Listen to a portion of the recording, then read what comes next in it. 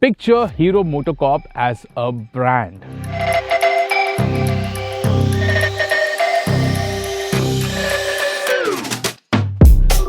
I'm pretty sure most of you guys would have thought of the Hero Splendor, Passion and the many commuters from the Hero MotoCorp family. These commuter motorcycles have played a pivotal role in Hero becoming the largest two-wheeler manufacturer in India. But on the flip side, Hero isn't a very aspirational brand. Over the past few years, the brand has been working very hard to introduce premium and exciting motorcycles to shed this image. What we are riding today is the summit of the Hero MotoCorp brand, made in collaboration with Harley-Davidson, the new Mavrick 440.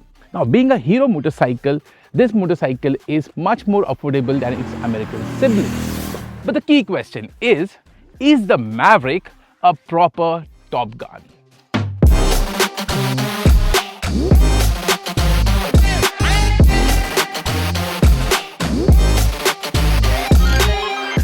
Let's start this video with performance, because the real hero of this Mavrick is its 440cc engine developed in collaboration with Harley-Davidson.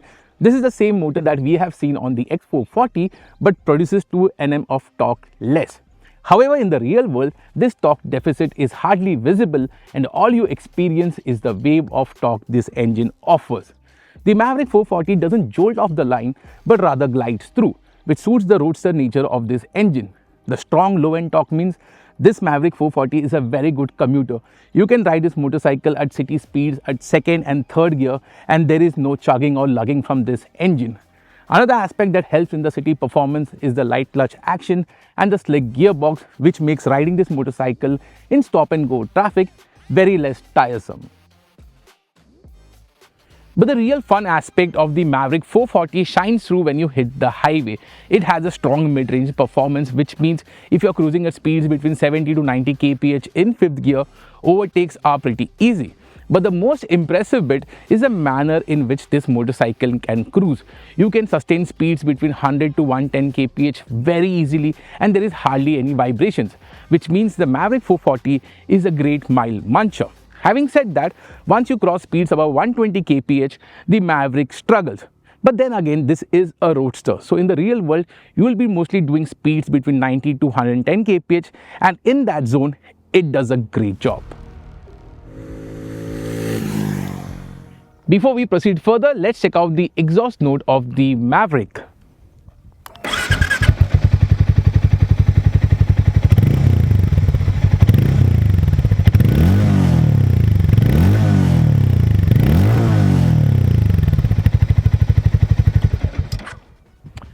I feel the exhaust note of the Mavrick is very throaty and nice, especially when you're riding this motorcycle. What do you guys think of this exhaust note? Do let me know in the comments.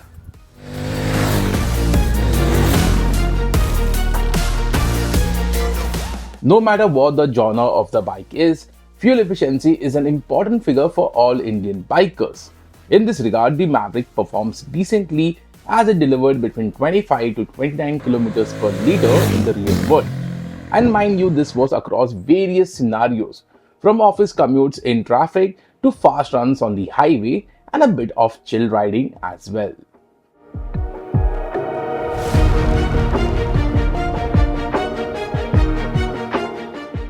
So let's check out the ergonomics of the Mavrick 440. First thing is the seat height of this motorcycle. It is pretty low at 803 mm, and as you can see, the rider's seat has been scooped in, and that should further lower the seat height. And I am 5 feet 10 tall and weigh around 100 kg. As you can see, I can easily flat foot on this motorcycle. So even for shorter riders, the Mavrick 440 would be very friendly. Now let's check out the riding position. You get a nice flat wide handlebar, which is like a street fighter. The foot peg position is also very natural and very center set. It's not forward or rear. And the riding posture, as you can see, is very upright and very comfortable, and this should make the Mavrick a very good tourer as well.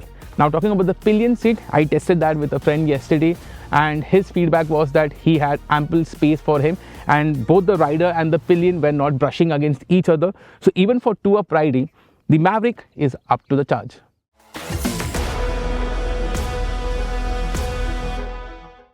The Mavrick 440 employs a traditional trellis frame and it is pretty hefty at 191 kg. So one would assume the handling dynamics of this motorcycle to be lazy, and you would be wrong, because the Mavrick on the move shrink its weight, and also the weight distribution of this motorcycle is pretty good. But the key reason for its agility are the 17-inch wheels, which makes the Mavrick very easy to ride in the city, and even while commuting, it is a pretty easy and fun motorcycle to ride in the city. Okay, being a roadster, it isn't built for corner carving, but if you want to go around corners fast, the Mavrick won't disappoint you. Braking hardware consists of disc brakes on both ends, and dual channel ABS is standard. The brake lever modulation has been kept soft, which will be useful for a lot of riders, especially during panic braking. But I would have preferred more bite from the brakes. While stopping power is adequate, you have to squeeze the lever really hard to make it come to a halt. The Mavrick 440 offers great handling dynamics, and one would assume that the ride quality is firm, but that's not the case. Hero engineers have tuned the suspension wonderfully and it offers a supple ride quality. Okay, it isn't as supple as an adventure tourer, but by roadster standards, the Mavrick 440 is one of the most comfortable rides that you can get in this segment.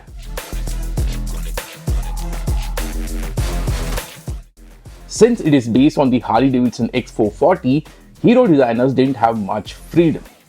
What they have opted for is more of a mix of a roadster and a modern naked bike. The round headlight is classic in its form, whereas the muscular fuel tank and tank extensions is a modern take on street fighters. The tail section is very minimalistic with a small tail light, and the round indicators do look well. The exhaust muffler flows well with the overall design, unlike the one found on the Harley. While the styling is fine, there is no wow factor with the Mavrick's design.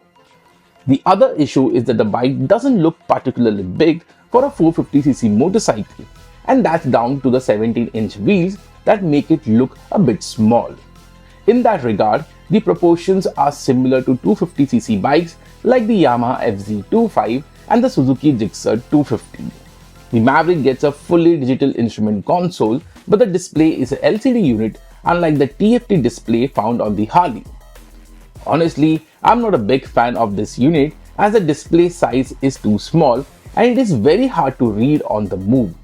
The various information needs to be toggled through the button on the console, and it isn't positioned on the switch gear like most modern bikes. On the top spec variant that we tested, you get turn-by-turn navigation.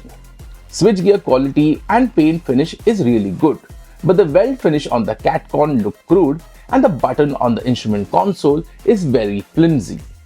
The Mavrick 440 is a very likable motorcycle. It is fun and easy to ride, is a good commuter, and has the long legs to be a good tourer with its refined engine. Having said that, the styling is a bit off and I feel the proportions of the motorcycle could have been better. But then again, this is a personal opinion. The other issues that I have with this motorcycle is on the quality levels, as it has some rough edges, and the reliability of this new platform remains to be seen in the long run. Having said that, with prices starting at ₹2 lakh, the Mavrick 440 offers you tremendous value in comparison to its rival. And being a Hero motorcycle, service and spare parts should be affordable as well. So the Mavrick has the makings of a proper Top Gun and is an impressive motorcycle. Whether Indian bikers give it a proper positive response or not is something only time will answer.